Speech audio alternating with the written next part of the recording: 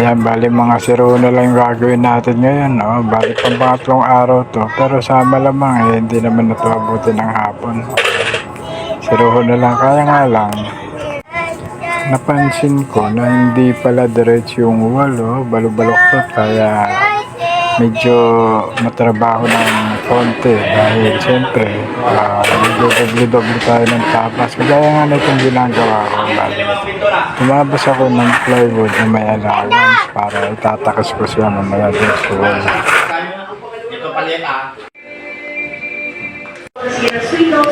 Ayan guys, bali ito pangatlong araw natin ito. Kakalitan natin yung mga siroho. Ito.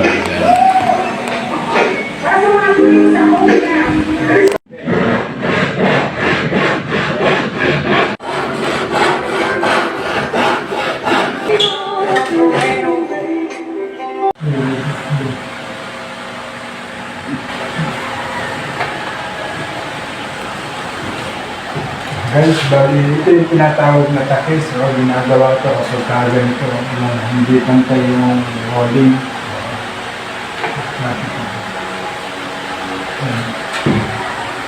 Bali hindi kasi pantay yung pagkakalitada, kaya ito kailangan natin takisan. Guys, sa mga hindi ka nakakaalam paano gumawa ng kailangan na pagtatakis, pwede kayo mag-feeling sa akin na papaliwanag ko sa inyo.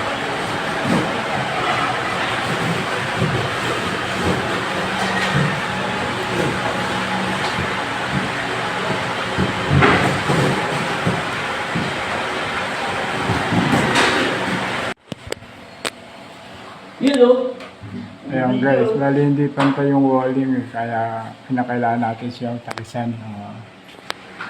Ayan, PM lang mga lods kung gusto niyo malaman yung clearance kung paano natin kukunin yung saktong sukat ng pagtatakis.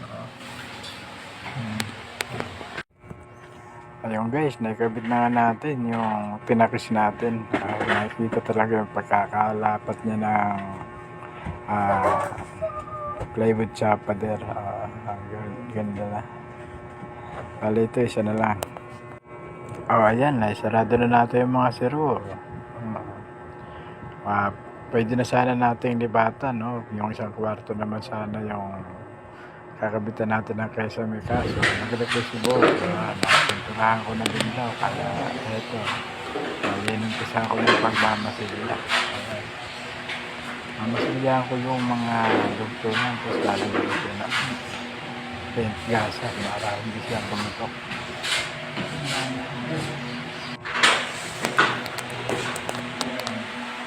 Guys, nakatapos na tayo sa pagkakesame. Pero hindi naman tayo dito nagawa ito kasi palitin lang mo natin ito.